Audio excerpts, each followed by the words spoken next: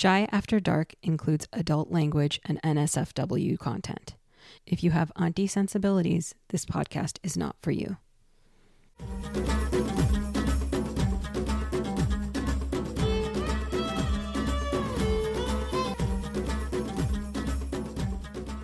Hey, potty people, it's Captain Ron on this special episode of The Steep.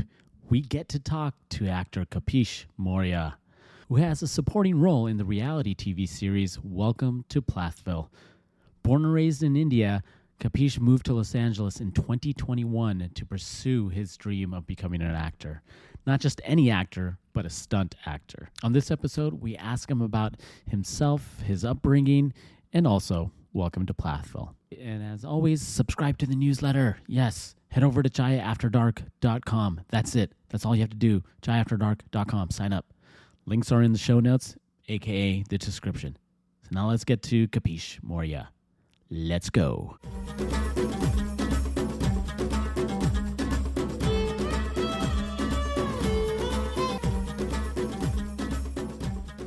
Hey, nice to meet you, Kapeesh. My name is Imran. I'm Shabnam. Okay, and that's Shabnam. I also go by Captain Ron. And then there's Samim over there. Yep. Hey, nice to meet you, Samim. Yep. Kapeesh Mourya. Thank you, everyone. And you all have awesome names, just like mine.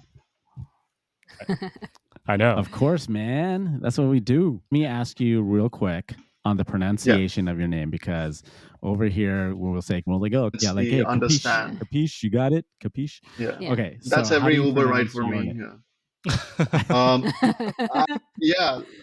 That's exactly how I pronounce it. I pronounce it as Kapeesh, and when people see the spelling, I have a double E in my name, and sometimes people stress that, and then it becomes Kapeesh. Just Kapeesh. So it's like you really understand. Yeah, sometimes it's just a regular Kapeesh. So you've gotten, when you came to LA, you really had to do what we've gone through in elementary school, primary school, like in middle school, high school. You got that in the last couple of years since you've been in LA, right? Yes. Okay. That's good. It's good. Now we can relate to each other. I mean, I went through this my entire life. Imran, Enron, I like Amran. Most recently, I was on the news the other week. And so this Desi news anchor live on the scene was talking to me, and she asked me for my name spelling. I didn't tell her it was Imran, but she was brown. I'm brown. She should. She knows plenty of Imrans. Come on, like we all know plenty of Imran, or even one Imran from the world of entertainment. Okay, so I was talking to her. I spelled it out for her. IMRAN, so she could put it on the screen, right? When I watched the news report later that evening, she goes, and this is Anjali. Her name is Anjali. Okay. She pronounces it as Irman, IRMAN. And I'm like, that's a brown on brown crime right there. Irman. And all my friends were roasting me, including this crew, about did she really say Irman versus Imran? So I even had to do it with somebody who's of South Asian descent from the States up until the last 2 weeks. So, yeah, we all go through it. So thank you for joining. I mean, my first name is pretty good. The last name gets people more confused. My surname, people just go, what is that one? And that is, how would you pronounce it? We try to pronounce it. I pronounce it as Mourya, like Mourya. And again, the spelling has a M-O-U. And people go, Mourya? Mourya. Yeah. All right, ladies and gentlemen, welcome to another edition, and this is a special edition of Chai After Dark. Chai and lassi. Lassi. Nice. Occasionally, we'll come in here to give context or define things. I'm going to give you the wiki version of lassi. So, Huma, if you're listening, don't come after us. Lassi is a yogurt-based beverage with a smoothie-like consistency. It has been called the most popular and traditional yogurt-based drink in India. And most commonly, if you go to an Indian, Pakistani, or South Asian restaurant, you're most likely going to have a mango lassi, or a salty lassi, or a sweet lassi. Back to the show. You got Lussie? Well, where's my mom? Is she coming? No, she's not. You won't believe it. But last time we recorded, Imran's mom at the end walked in to give him lassi, homemade. So Isn't Imran so lucky? Like, damn. And by the way, it was good, but the room door when it's closed means, hey, I'm on the air. Text me if you need anything. But she ended up opening the door and be like, yo, you need some lassi right now. I was like, oh, that is classic. But we are here and we are joined with Kapeesh Mourya, actor. I've been reading up on you, a little bit of theater acting as well. Thank you for joining us. My pleasure. How long have you been out in LA? It's been like 3 years now. I originally came in 2020 for education. I was a part of the American Academy of Dramatic Arts. And then one thing hit all of us, which was the pandemic. So I went back. I came back in 2021. And from that moment, it's been 3 years. Yeah. Nice. Wow. And you were on the show, and one of the main reasons we have you on the show is because Shabnam is our reality TV watcher. Oh, okay. Right? She loves reality TV. So majority of this conversation is going to be coming from her, and we're going to be watching, enjoying it, and throwing in some questions here and there. Sure. But welcome to Plathville. Yes. That was your big scene. She saw you on there. She's like, brown dude, we need him on the show. We need all the chai, or we need all the tea, as it were, from you regarding not only Welcome to Plathville, but that's majority of it. Absolutely. But how was it like, meeting these people from Plathville and at least how'd you get involved in the show, right? Yeah. There's this rumor, and if Shabnam has been following the show so much, they always consider us as paid actors, like, oh, these friends are the paid actors and stuff like that. A part of it is true. We're actors, definitely. But the paid part, we never got paid. And the second, we are actually his friends. Like, we genuinely are his friends. When I moved back in 2021, I used to live in this house with my friend, and Micah used to live right beside us. Okay, so was it you and Hayden? You and Hayden lived in a house, and Micah lived next door to you? Yeah. Okay. So I was living in Hayden's place, and Micah was right beside. It's one house divided into two. So Micah was living in the next door to us. And one night I was just playing my guitar, and he saw me because he was friends with Hayden, and he brought his guitar to my room, and we started jamming. And that's how we got to know each other. And I had no idea this guy had a whole show on his name or on his family and stuff like that.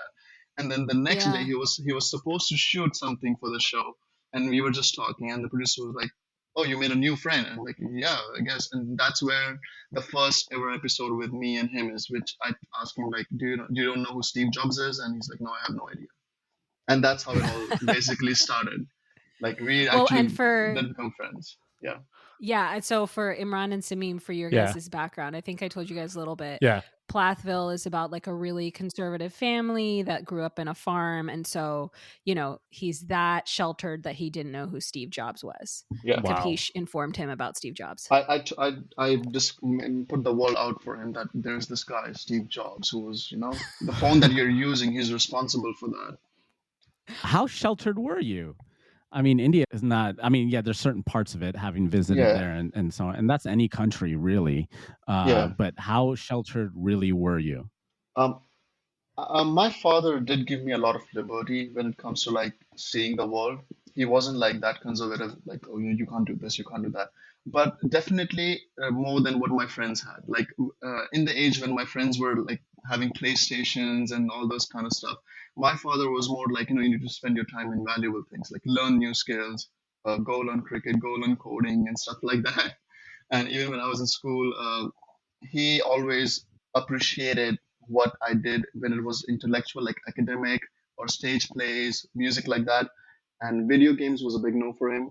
He did not like me wasting my time on video games. Wow. There was one story that I remember. It was my birthday, and I asked him for 1,500 rupees because I had a PSP, and I wanted to buy a new game for it. And he's so petty. He gave me the money, and he goes, I'm giving you the money, but I'd be very proud if you asked me this for a book rather than a video game. Oh, wow. I was like, I don't even know if I should use this money now. What am I supposed to do? Oh, it was a guilt trip. Guilt trip, yeah. Emotional damage. Look at that. Yeah, he was, and I'm actually glad that he was like that, because it's what made me who I am. Yeah. I was in that sort of a nature. Video games a big no. Going out with friends, for him was like also like a waste of time. Like, what are you gonna do? Go there and just talk, do something else. Yeah. Yeah, That's super interesting. Like that was one hanging thing. out. No. Yeah, we talk about like how we were brought up. All of us were born in the United States, so we are from California. We were born here. I would say my upbringing was a lot more strict than upbringings that I've heard about in India or Pakistan. So I try to do the same thing your dad did. I have a 15-year-old daughter, so you can see the keyboard behind me. We have guitars downstairs. Yeah. And I'm always like, you don't need to hang out with people. Just hang out with me and let's play guitar. And she's like, no, not anymore. And not even that. My father didn't even say hang out with me. He was like, I'm sending you to boarding school. Stay there. Oh. And when you come home, when you come home, you're gonna be working again. I'm like, oh my god, like seriously, I have vacation, and because he already had my vacations planned. He was like, okay, you're gonna be here for like 10 days. Yeah, swimming lessons. Okay, you're gonna be for 3 months winter vacations. Yeah, go coding, learn coding and stuff like that. So if you didn't have the guitar, do you think you would have ended up on Welcome to Plathville? If you did not have the guitar. I think if I did not have the guitar, Micah would have watched me playing it, and we would have never talked, and I probably would not be on the show. Yeah. So he says at one point in one of the scenes in the episodes that you're in with him, he says that, he feels like you two could relate because you both grew up with like a conservative upbringing. So I'm wondering what you think of that, and if you watch the show, how you compare like your upbringing and his upbringing. I think when it comes to mine, I think it was pretty good, to be honest. Like when he tells me the stories and stuff like that, and I was a bit concerned. I'm like, wait, so you grew up like that? And he's like, yeah. But I think we relate on the point of like having someone basically telling us what to do. Like that's the ground where we both relate a lot. Like, okay, we always had someone telling us that, this is what you're supposed to do. Because I got the freedom of like making the decision of, okay, I want to be an actor. I want to go to the United States, be an actor, was at the age of 18. That's when my father and I had the conversation. Before that, it was engineering. And my father did every possible thing he could to push me there, whatever institute, coach, stuff like that. And that's where I relate with Micah, where he's like, I was told what to do, and now I'm having the liberty to do what I feel like doing. Can I just say, and I don't know if you listened to any of the previous episodes we've been doing this season on Indian matchmaking. When you're talking about this stuff, and we always talk about this too, you remind us of some of the characters within that show as well. Just the conservative parents angle. Yeah. Telling you what to do. I'm not going to mention names because we mentioned those names in previous episodes. So listen to those episodes, guys, especially upcoming episodes and whatnot. But it kind of puts full circles, or at least around our listeners, about how much we just have this reaction towards, hey, you have to fit this line, parental guidance, essentially. And I think we can all relate to that. Yeah, and I think we can all relate to that. Yeah. We can all relate to our mom's chanclas flying over our heads.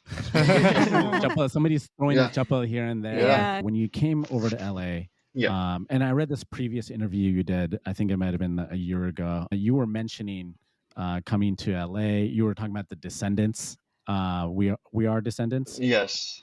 And lip syncing, the Sri Lankan lip syncing. Yeah. I often wonder about, if I could become a South Indian villain, and just be lip syncing, because a bunch of North Indians go to the South film industry.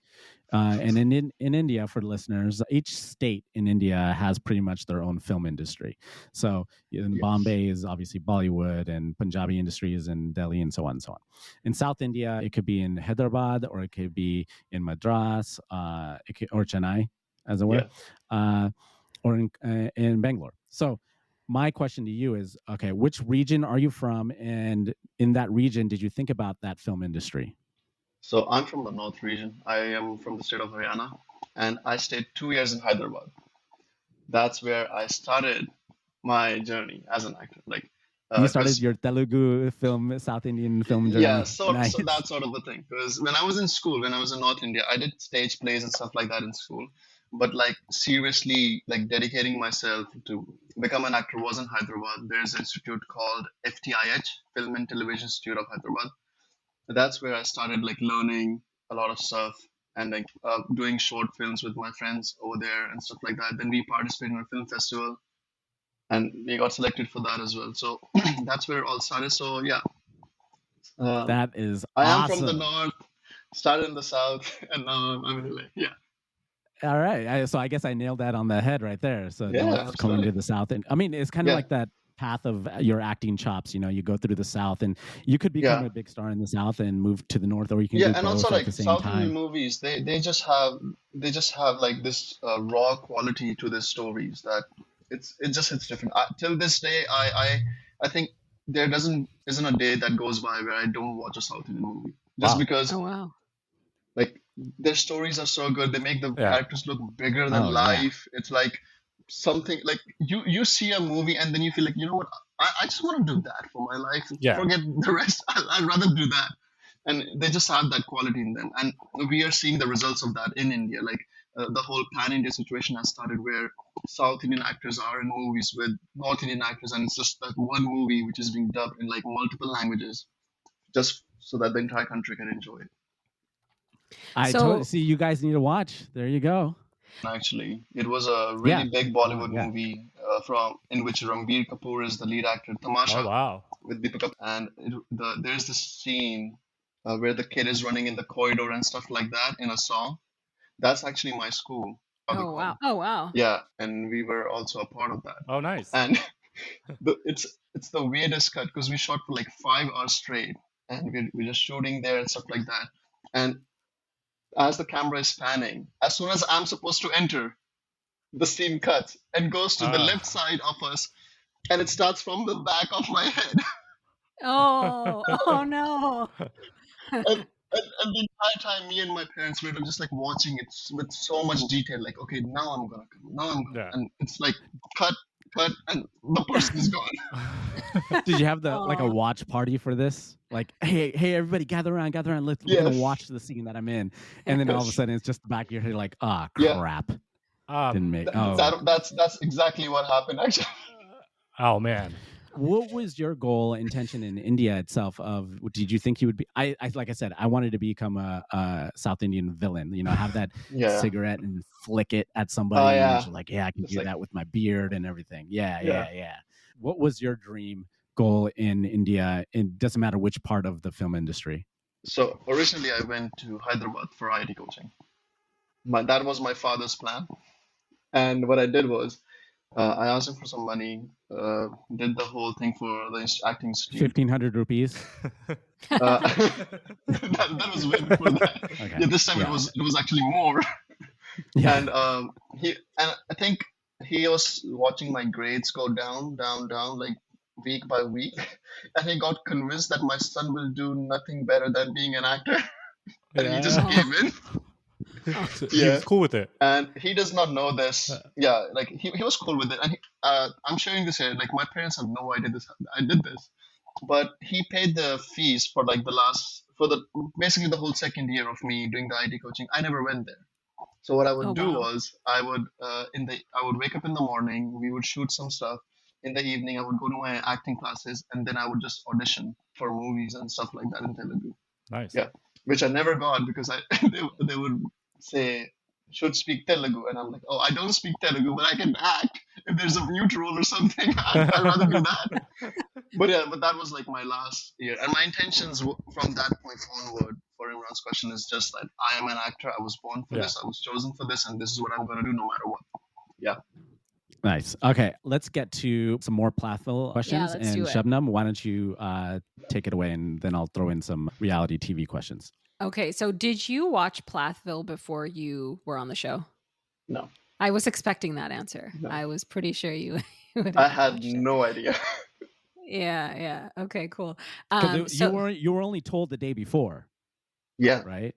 Not even the day before. On the day, the first episode that I was going to be in, and I see all these cameras. I'm like, what's happening? And they're like, oh yeah, like he has a show and stuff. And I'm like, okay. And then they're like, you want to join? I'm like, sure, let's go. Nice, very cool. So, how many of the Plaths did you meet? So, we saw you in scenes with Mariah and Yeah. Micah, and then obviously Olivia this season. So, did Yes. you meet any other Plaths? I think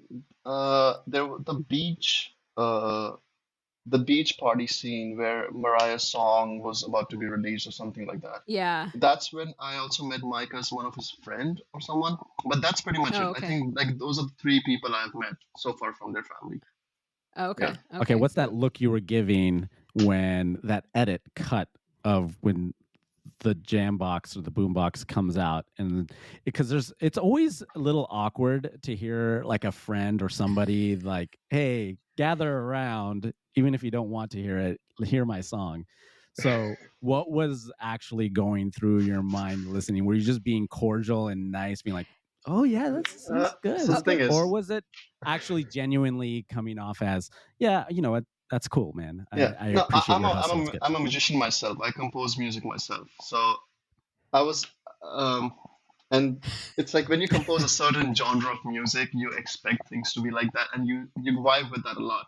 And when her song started, it's really hard for me to just like from the very first moment see how it's gonna go. But as soon as it progressed and it was getting to it, I was like, okay, this is actually something nice. You know, it's not bad. It's cool. Because I've had other of my friends who like compose music and then they show me and they're like, hey, what do you think? I just can't help keep a straight face and then be like, it could be better. You can do much better. But like in her case, I was like, no, this is actually good. You're a good singer. You know, you've got the things right, which most people don't get right in the very beginning, and they just want to be musicians as well. So that was just a That's thing of gratitude. I'm like, yeah, like that's kind. good, yeah, That's generous and kind of you. So I wanted to ask you in the scenes in this season, you kind of mentioned that you haven't really talked to Micah anymore. Like you guys haven't talked to yeah. Micah, and you guys more see Olivia. I know he's like moved to Florida now. So do you still talk to Micah or not really? I mean, I've texted him for a bit, but I think he's also like too busy, as far as I know, with his new relationship and stuff like that right now. Uh Yeah, huh. and I'm also someone who doesn't like to bug people a lot. Because Yeah. Yeah. I myself keep my life very private and stuff like that. So I text him like once in a while, like see how things going Yeah. on. Hayden and I we meet like every week because he lives in the Yeah. city, so we go for movies and stuff. But as far as Micah is concerned, yeah, we talk less. I also think when he Yeah. was in LA, we had more opportunities to like hang out, and then all of a sudden, me and Hayden had school, so we were Yeah. 8 9 hours were reserved for that, so we didn't get much time. And that's why in season Yeah. 4 we have so much of us hanging out with him when we didn't have Right. Right. school, and then there's all suddenly we vanished because we had school. Yeah. And Yeah. then Yeah. after that he moved out of LA. So yeah, I mean we Yeah. do text a while, but that's pretty much it. I don't know what he's doing now, but I don't Go know ahead. how much you pay attention to like your own life on the internet, but Okay. you're one of the Okay. most popular and positive characters on the show because on the Reddit subreddit, Shabnam, welcome to Plathville subreddit, Yeah. Yeah. literally there's a picture of you and Hayden, and the title is I hate everyone on the show except these two. And then everybody says these two should have their own reality show. That's amazing. because Why is that? because they're really they're a weird family. Okay, I know you know them personally, so you're gonna be nice and it's your whatever, they're your friend, but they're a really weird family. Okay, and now Micah moved to Florida to be with random girlfriend of his who is like a 6 foot tall real estate agent, and Yeah. all the rumors are that she's extremely controlling. I I just mean, see Shabnam being so judgy. Like he just moved to Florida with this girl, and she's so controlling. yeah, let me read It is a what it couple more is. They're, comments. Let's Fair enough. I like these. yeah. So one says these two Okay. should have their own show instead of being support actors. I think that's a great compliment. This one is amazing. Yeah. They said, I adore these two. Instead of Micah's no personality friends visiting at his new couch surfing home, these two would have boosted ratings. And then people are saying, this makes me so sad because I like Kapeesh so much. One person said, your milk. I don't know if you drink milk on the show, but they're asking, is that why your hair looks so good on the show? Yeah, it's a thing with me. I've never had alcohol or any sort of like Very cigarettes or cool. smoke like that. Yeah. So, and it's a real thing that happened to me. I was at a club with my friends, and we were at the bar and they were like ordering drinks and they're like, "What would you like to have?" And I have this when I'm with the people I really care about and I can be myself. I have no filter, and I was like, "You got milk?"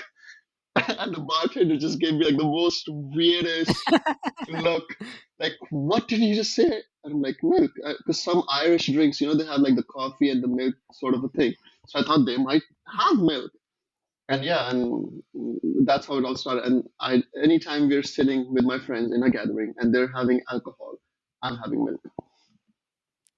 Wow, nice. That just reminds me of one of your first quotes on the show, which is like, "Oh yeah, what did you do? Oh yeah, I just Netflix and chill."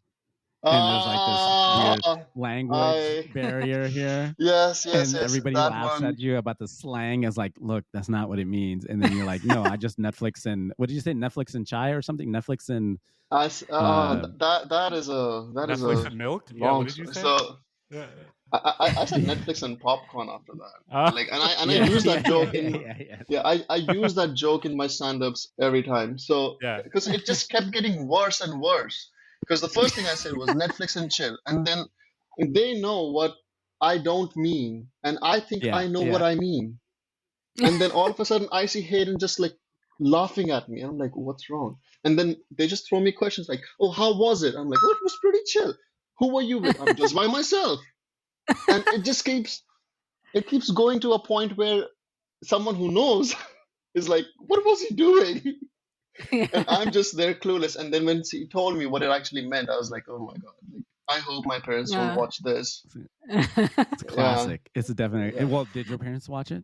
Yes, they did. It's not like your parents would have understood what Netflix and chill means. Like I can go to my mom and she won't know what Netflix and chill means. Like my father genuinely thought, oh, he means he was watching movies on Christmas. And chilling. Yeah, just chill, it's all good. And that's what I genuinely meant.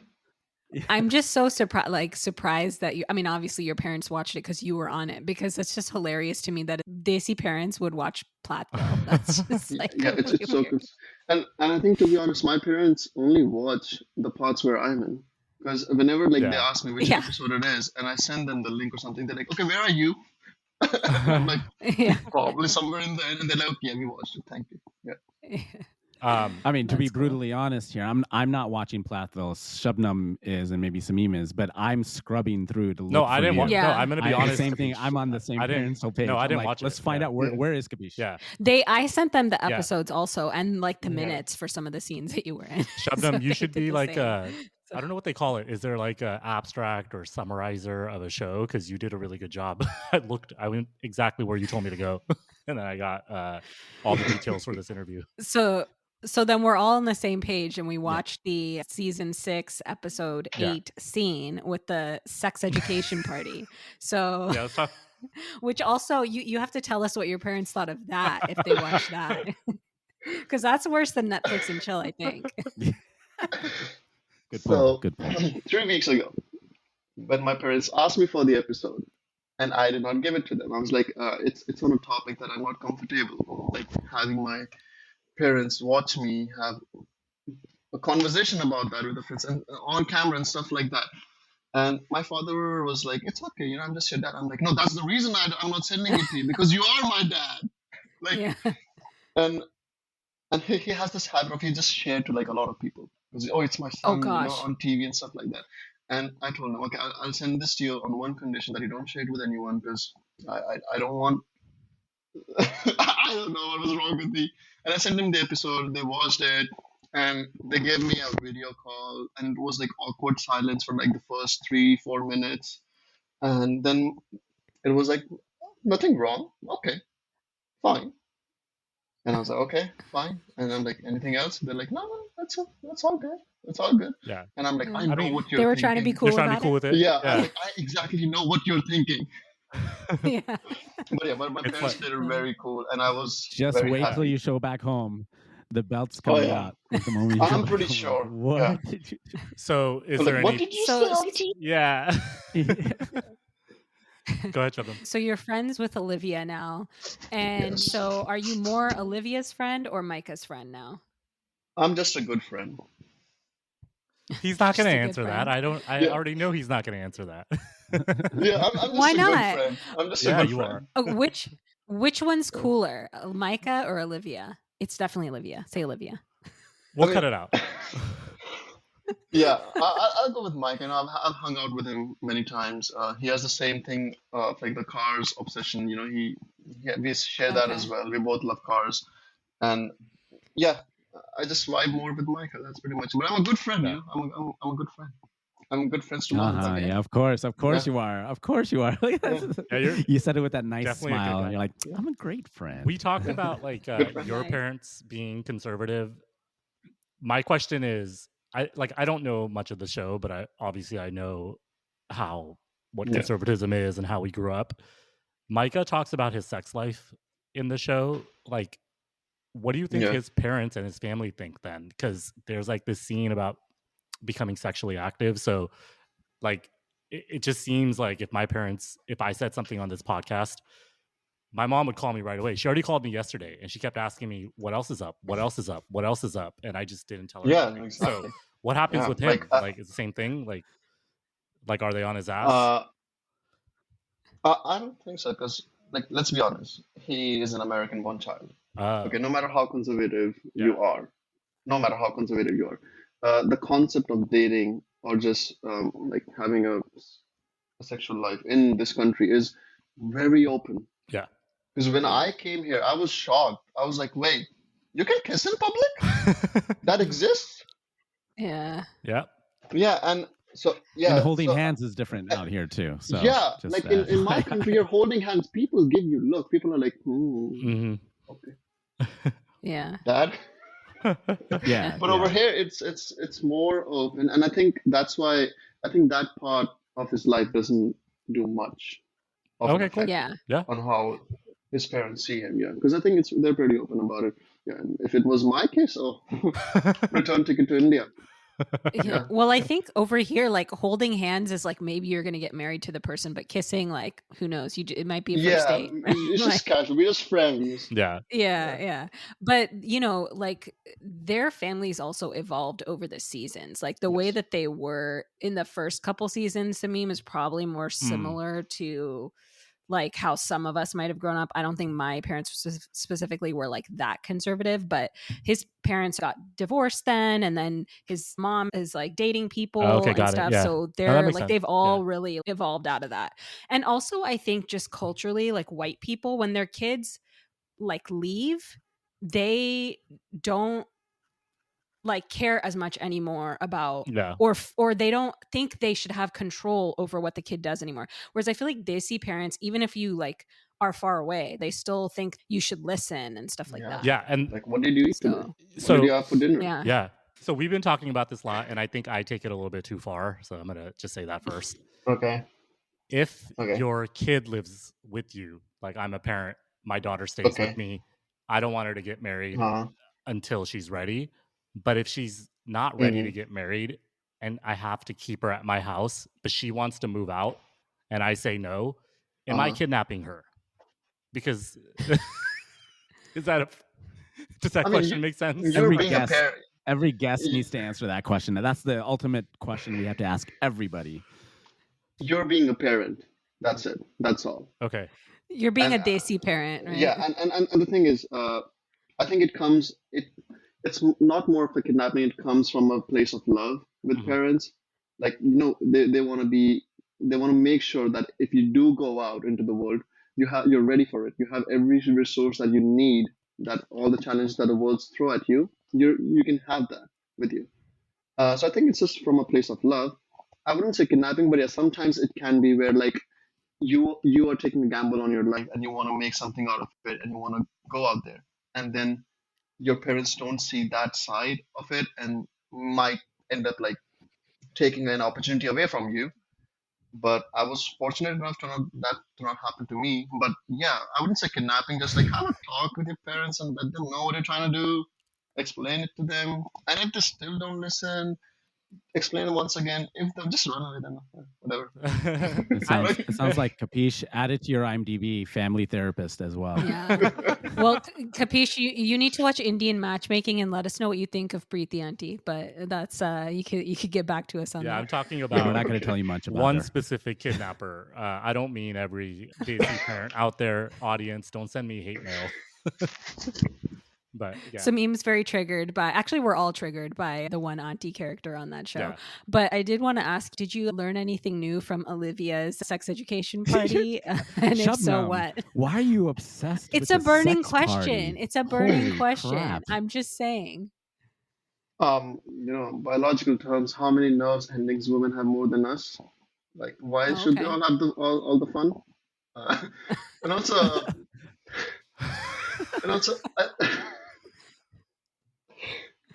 we won't send this link to your parents. Unintentional. This is like unintentional learnings.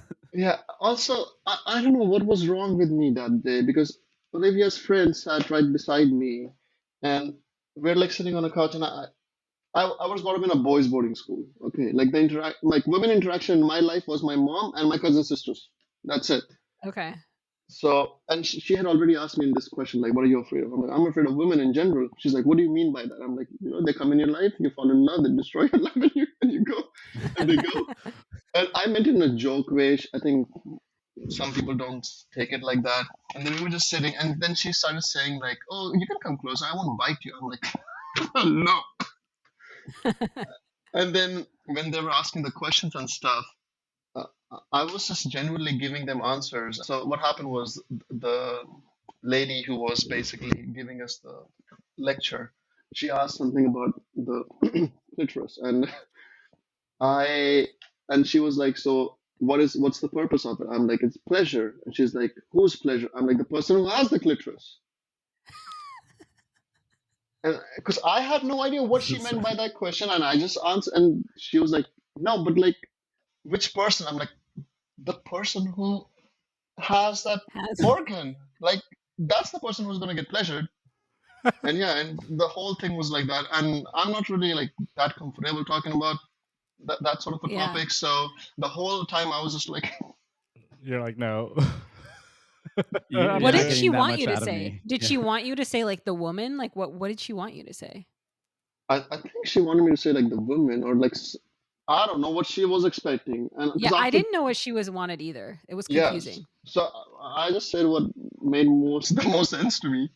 But the whole lecture was like that, and she had like sex toys over there and stuff like that, and I was just like, okay. And I think that's also the reason there's so few of me speaking in that episode, because the whole time I was just like, whole new word. Yeah. This is like awkward and new, and what do I do, really? Like, there's no experience here for me to go off of. Yeah, and then people are here talking about like, we need new experiences. I want to go out and meet new people and stuff like that. And I'm like, that happens as well. Okay, I did not know that. Yeah. I spend my life doing Netflix and chill, so I had no idea. All that Netflix and popcorning that you've been doing. Yeah. I have one more Plathville question, and then I'll hand it over to the guys. So, do you think Plathville's going to get another season? I am not sure. Okay. I am genuinely not sure, because I actually thought they will get a new season, and they haven't announced anything yet. And we started because people said that me and Hayden should get our own show. Yeah. We released a trailer for it, and we are also working on if we can have that moving and we can have something of our own. And wait, that's cool. So you guys are really working on that? Yeah, it's out there actually. I think on it's right here. Yeah, I found they released the trailer of it. Oh, that's so cool. Okay, awesome. We should put it in the show notes. We'll post that in the show notes. Yeah, we'll post the link in the show notes if people want to check it out. Yeah, so we're also working on that, and I'm really not sure what's going to happen for the next season of Plathville. I hope it gets renewed. I hope there's another season, so we can get more chances to hang out with Micah. But yeah, I am clueless right now as far as Plathville is concerned. Yeah. Nice. Okay. Go ahead. I still want to stay on the subject of the sex party. No, I'm kidding. But I was reading a Screen Rant article on it, Reddit is just this whole different world of investigations, of theories, fan theories as well. But one of those theories is that episode was the fine line of what's fake and what's real, what was scripted and what was unscripted in the show, especially that scene.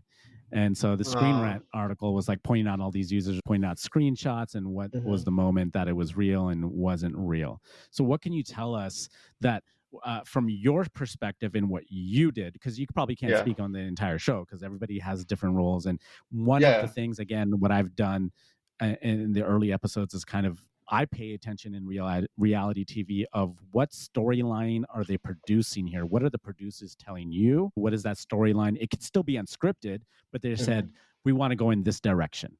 So have your dialogue in it. So what is scripted and what's unscripted, especially in that season, or at least that episode? To be very honest with you, nothing is scripted. Everything that we say, everything that you guys hear, it's genuinely a conversation. The reason why it seems like it's scripted is because sometimes we say something that is actually funny or something like that, and they don't get it. And now they want us to say that again. And then it sort of starts diving into the part where it seems like the person is acting and trying to say, because I think a lot of people said it seemed there was this one thing for Hayden when we met Micah, like he asked him a specific question and it seemed like he was acting. The only reason behind that is because he asked that question before, they couldn't get it on camera, and now they want to close a take of him asking that question. And that's when it starts to become like, oh, it's scripted, and stuff like that.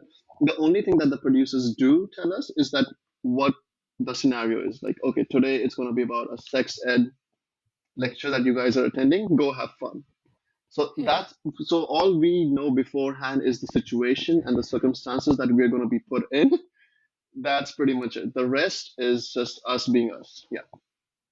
And then on set, then on the fly, like you just mentioned, on the fly, then we didn't catch that. Do it again. Yeah. Let's do it one more time. We like that. We like what that happened, but we didn't get it. Do it again. Do it again. And you do maybe multiple takes on that. So that's where it kind of feels like, wow, that's fascinating. That's why for some people it feels like, oh, I think like they're acting. No, they're not acting. It's just that the camera guy couldn't get it, and now he has to do a retake so they can have that line because they really liked it, and that's pretty much it. Yeah.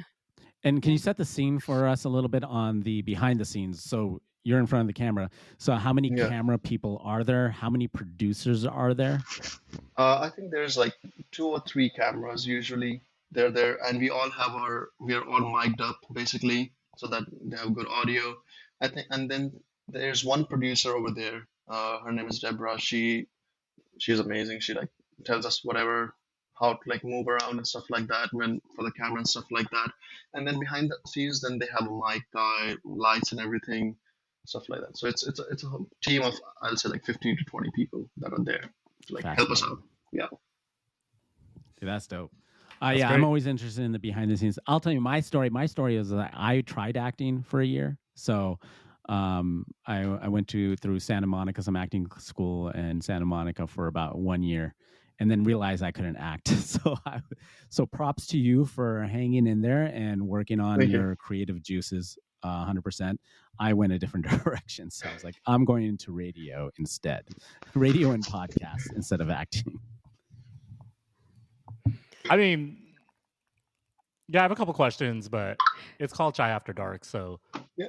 But I also want to be respectful go ahead. of your boundaries, of course. But no, please go ahead. Like, trust me, I don't care. Okay. Yeah, I don't care about questions. Yeah. Okay. We already asked him about the sex party. Like, really, what else is there? I mean, the thing was up from here. Yeah. It's not like what I meant. Like, I was not comfortable talking on the show because it's like. I'm like forced in a situation and stuff. That's what I meant by that. Otherwise, I'm fine. Yeah, shoot. Like any questions you have, go ahead. So you weren't at a Puff Daddy party, P Diddy party? No, I'm just kidding. We can already talk about that. What's that? No. Some memes referencing like the indictment against Puff Daddy for all this, like having these like crazy sex parties and whatnot. Who's Puff Daddy? Okay, so he's he's a a music producer and rapper. Yeah. Well, let's make it easier. A lot of big rappers. Well, hold on. Let's keep it easy. For him. You've heard of the song Biggie, Biggie, Biggie, can't you see? Sometimes there's nothing hypnotize me. No, that's an old one. Why are you telling me about the popular ones? He was producer on it. Like, come on. Yeah, and I was born in India doing Chammak Challo.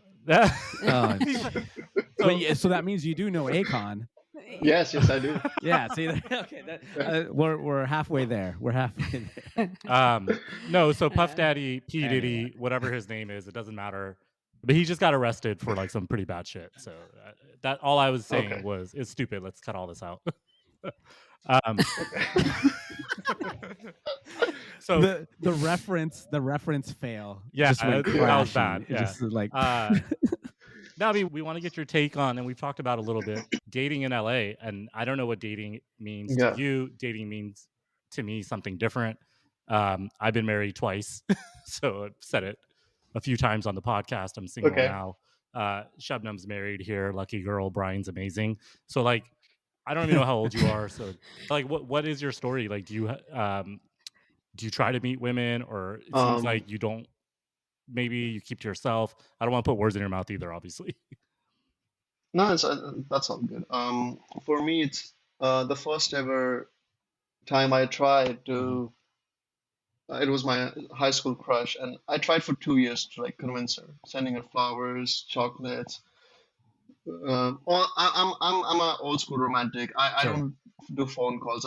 I write love letters basically. Nice. So I used to write her love letters. I would send it to her best friend, and I would bribe her best friend with Ferrero Rochers, and I would give it to her, and that ended up with her just like when I actually did put a question for her, she was like, "Oh, I believe in friendship, and I don't believe in like love and stuff." I'm like, "Okay, well, cool, I understand, no worries." And after that, I moved to America. Yeah. By the way, she was lying. Okay. She was lying. She fell in love. Yeah, she fell in love. She believes in love now, so she was lying. But boo. Do we want to name names? Yeah. Should What's we her name name? names? Should we drop her name? No, I don't want to do that to her. No, that's pity. Let's not do that. Yeah. Hey, it's nice, classy dark, guy. Yeah. Good job. But then when I came to America, that was the first time I dated this girl from Michigan. 2 weeks, and then pandemic happened. She left back. She went back, and nothing happened after that. So yeah, that's my story. Cool. Wow. Yeah, and after that, just you're chill. Netflix you're LA and chilling. LA and chilling. Yeah, LA and chilling. Yeah. We are too. And also, I think dating for me is really hard. It's really hard for a person like me. My priorities are strictly towards my career and stuff like that.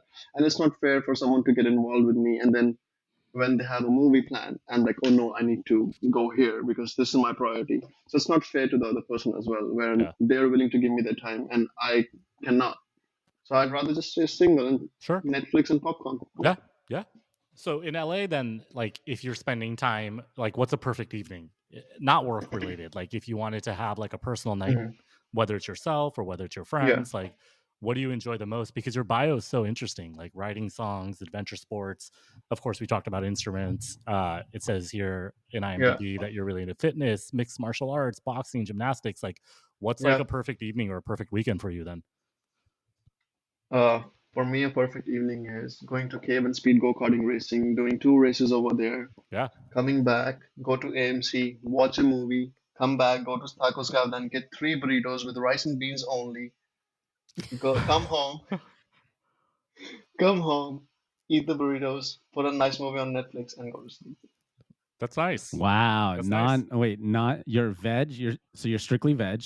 Yes. Yeah. Right. And Micah didn't know that. Micah cooked chicken for him one season. He was like, Micah was like, vegetarians can eat chicken, can't they? And I was like, oh my gosh. I'm like, how? Because I walked in and I had a really long day that day. And that's the reason, like, I was also late on the shoot, and I'm walking there. I'm like, okay, I'm probably gonna have a meal here, and this guy just like making chicken, and I just look at him like, what? You don't know I'm vegetarian? He's like, oh, I had no idea. I'm like, get an idea, do something different, because I'm genuinely starving right now, and you're telling me like this is all you have. Yes. Yeah, I cooked you a whole like dish. Yeah. Yeah. Were you his first Desi friend? I think so. Yes, I believe because I don't think so. He had any idea of like what Indian culture and like food and stuff like Yeah. that. So I think I'm the one person who was like, no, you have a whole world to explore, bro.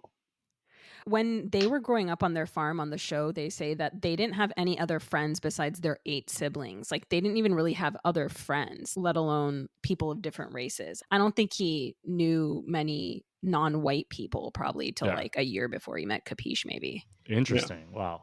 I mean, when people meet me, they don't know what I am, like, ever. So, but I'm also like ever in life, so I just have fun with it. Sometimes I'm half black. It's okay. Yeah. Sometimes people think I'm Mexican. So yeah. I'm half Nicaraguan. Yeah. Well, welcome to our world. Yeah. Welcome to our California world. Yeah, and I've started learning Spanish now. So anytime someone is like, "Hola, cómo estás?" I'm like, "Ah, ¿cómo estás?" And nice. They're like, "Oh." And then after that, you check your Duolingo and your Google Translate. You're just like, yeah, right. Yeah, because after any sentence that comes after "cómo estás," I'm like, what else? Yeah, that's as far as I'm going. Yeah. And then awesome. I want to give you an opportunity to talk about the stunts too. Like I know, like you're into fitness and MMA. So how do you train yourself for, like, if you want to get into like the stunt role? I had a friend that a while back that she was practicing for driving stunts, and she actually got into like the movie Drive, and so she's the one with like the cover on her face, stuff like that, and then she drives the car pretending she's Ryan Gosling. So like, talk to us about like what you want to do and how you prepare for something like that, because I know it's super difficult. So I am a big fan of action movies. Yeah. And that's also one of the reasons I moved to Hollywood, because I love the way Hollywood does action. And every Saturday, there's a stage combat group. It's called SFI, Swords Fight Incorporation. Every Saturday we go there. We do swords, bow stars, and stuff like that. We'll make a scene, a fight choreography basically, and we learn that. Then on the other hand, flexibility is a huge thing for me, because I know when I'm gonna fall and I'm gonna take a hit on my back. If my body's too stiff, I'm gonna have more injuries and stuff like that. Flexibility is one thing. Gymnastics, I train myself in gymnastics so that I can do all the crazy moves that flips and all that stuff. Yeah, exactly. Like, and then mixed martial arts was tornado kick. So I have a punching bag in my apartment. I every time I get the chance, I train on it. So I still have the momentum. I still have, because you can teach someone how to punch, but when the body is there and everything is there, that's a skill that happens after years and years of just like you keep doing that. Yeah. And I was a boxer when I was in school. I had 8 years of just like competitive boxing. Wow. So that helps me a lot when it comes to action. Yeah. Wow. How were you not on Monkey Man then? I'm surprised as well. Yeah. I'm surprised as well. Where did that audition go? I have the look. Yeah, dude. Yeah. Like, why? You got boxing, you got jiu-jitsu. Yeah. And I saw the trailer of the movie, and I called my friend. I'm like, bro, he stole my dream, bro. Dev Patel stole my dream. Yeah. I think Dev Patel directed that movie, right, Imran? Like he made that movie. Dev Patel is the director for that movie. Yeah. That's amazing. Yeah, I haven't watched it. That's where the role went. Yeah, I mean, of course. You should. Yeah. It's a good movie, like no doubt. Did a good job. So I'm going to go on the fighting SFI thing for a second here. So when you do that on Saturdays, are you also doing wiring as well? Like, so no. There's choreographed wiring with the fighting type of stuff? Yeah, no. Wiring right now, I am not. Right now, it's just focused on like fighting with swords and stuff like that. Because there's another group which is called Action Planet or Action Horizon. That's where I'm going to go after this to like learn wire work, because that is also very important. Luckily for me, I can like do flips, I can do back flips and stuff like that. So I do have a bit of air control in my body control myself, but the wire work is a whole different skill. Like you need to know exactly at what point you are. So so that's the next thing I'm actually trying to add to my skill set. Yeah. What is your depth of action movies? Like what decades? Where can we start with? How far back can we go?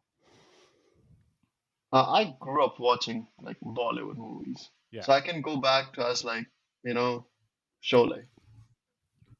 I've seen Sholay. That was the first Bollywood movie. Sameem's like, what is Sholay? No, dude, I've seen it. Yeah. Oh, yeah, okay. that's like Yeah, that's like the So first movie when they had like the whole action sort of a thing. So yeah, and they had like a action director from outside of country to do that. And I think that's also very like the cool. movie when the whole like close action sort of a thing was introduced in Bollywood. So yeah, I can go back to that, but it's going to be more like Bollywood references than Hollywood. Yeah. Because I started watching Hollywood movies at the age of like 14 or 15. That's when I really like started falling in love with what Hollywood has to offer. Nice. And you're now what, like 24? I'm 23. 23. Okay. Yep. Okay, so referential. Let's keep this in mind. Okay, so 10 years what about so Bollywood action or South Indian action? I'll say South Indian. It's more fun. South Who's your Indian favorite action. South Indian hero? Come on. If it's not Chiranjeevi, then this conversation is over. No, I'm kidding. Oh my God! Seriously? No, because then there's going to be a battle. If you say Rajinikanth, there's going to be a battle going on between South Indian actors. I wasn't going to say Rajinikanth, but no doubt, like his movies are amazing, man. I'd say, you know what? I love KGF a lot. I'll say Yash. Like, yeah, I love that movie with all my heart. So yeah, Yash. Wait, which movie? KGF. Oh, KGF. Yeah. Yeah. Nice. I just watched RRR. What's RRR? Nice. I just watched that a few months ago. That's like one of the first, like, that's a Bollywood film though, right? That's not South Indian. That's what I was mentioning, like pan India sort of a thing. So like, yeah, all inclusive. South Indian made. Yeah. Yeah. But it's like you mentioned, it's they have dubbed in all the languages. Got it. Okay. Technically a South Indian movie, but Bollywood is like, let us take a cut. Got it. Okay. I really want to ask you, arranged marriage or love marriage? What do you prefer? That is the ultimate question of the season. Yeah. Arranged marriage seems to me like, you know, when people are like, oh, if I don't know the person, like, how am I supposed to decide and stuff like that? Well, get a prenup sign, and there's also divorce sort of a thing that you can do after that. And then some, and then a lot of people are like, sort of a thing of bye. Yeah, of like bye, and also the whole concept of love is like, yeah, you get to know the person a lot, and if it's meant to be, it will happen. You know, you'll fall in love. Right. You'll marry, and it's like till your grave you're going to be with them. But then, you know, it kind of kills the whole excitement of like you're married now and you don't know the person that well, and then you have those small awkward moments of like, can I do this? Can I do that? Etc. Etc. That's exciting for you. I mean, yeah, it is because it's you get to like see a person basically like come out of a shell, and that's a beautiful and that's a very beautiful thing to like go with, you know, like, oh, you are my partner. Because when you're dating someone and all those things are happening, you in your head you see it as if, oh, that's a thing that happens every time. You know, I've seen it before. It's gonna happen again. And what people call the honeymoon phase sort of a thing, and then that ends, and then you're like, oh, we have conflicts and stuff. Oh, I didn't know you think like that, etc., etc. But when it's an arranged marriage, you know that you've already took the big step. Yeah. And after that, even if you have conflicts, your first thought is not I have a way out. Your first thought is how can we fix this? Yeah. And I think that is a beauty of arranged marriage, which people don't realize right now. And I'm not like, oh, I'll just do arranged marriage. I'm open to both of them. But if someday my parents do come to me like, hey, we think that this girl is, you know, good for you, I'm not gonna end up be like, oh no, I want to do love marriage. I'll be open. Yeah. Okay, sure. You know, I'll meet the girl. No worries. I'll have a look. No worries. Yeah. I'll go talk to the person. Well, you're allowed that space to get to know the person versus like what we watch on like Indian matchmaking. It's like you meet the person, you see them a couple of times, but then you have to get married at the third meeting or something or other. Like, you can. It's like your parents are your friends introducing you to a girl. Like, hey, I got this girl for you. Yeah, dude. Like, my parents do become the wingman in that sort of area. Like they're very because they do understand like it's. Even though if they like the person, it's me who has to spend my entire life with that person. Yeah. And I really do not believe in the concept of like divorce itself, because it's something that has haunted me in my family. It was something that I didn't want to go through when it happened to my parents, and I was just like, man, I can't deal with this. You don't have to be so sad about it. Sameem's twice divorced. I get divorced. I get divorced all the time, so it's all good. Yeah. So that's the one thing that is like my goal with marriage. Like that is something I don't want my marriage to end up to. If I do get married, I want it to be till my last breath. That's the person. That's who I'm going to be spending my life with. That's who's going to steal my food from my plate. That's the person. That's it. Yeah, that's beautiful. I do definitely feel you on that for sure. Yeah. Thanks, Kapeesh, for joining us. We've had such a great time talking to you. Thank you. And where can we find you? You can always find me on Instagram by just my name, Kapeesh Mourya. It's not anything complicated. And the same thing goes with Facebook. Nice. And yeah, that's the only two places you'll be able to find me. And other than that, if I don't reply to your text, it's because not that I'm ignorant, it's that I don't do social media that much. That's perfect. Okay. Yeah. And we'll also link to your IMDb page as well. Oh, we're really? Also, you're wearing the shirt, right? You're wearing the shirt? And he sent we got a picture too. So, nice. Yeah. We got the repost of the picture. So thank you again for joining us. Yeah, you're our very first guest, by the way. I don't know if that was mentioned as well. I'm very honored to be the first one. Thank you so much. Thank you. Yeah. So thank you. So, it was awesome talking to you. And thanks for it was awesome. Yeah. Thank you so much. Thank you guys for joining us on this episode of Chai After Dark. Let's go. Oh, the jingle out. We got to jingle out. Once again, thank you for listening to Chai After Dark. Catch us on the next episode where we continue on to Indian matchmaking, episode 7, season 1, titled Marriages Are Breaking Like Biscuits. And you'll get another chance to hear Shubnam's Fabi accent. See you soon. This episode was produced, edited, marketed, and created by Shubnam, Captain Ron, and Sameem of Chai After Dark LLC in association with Great Pods.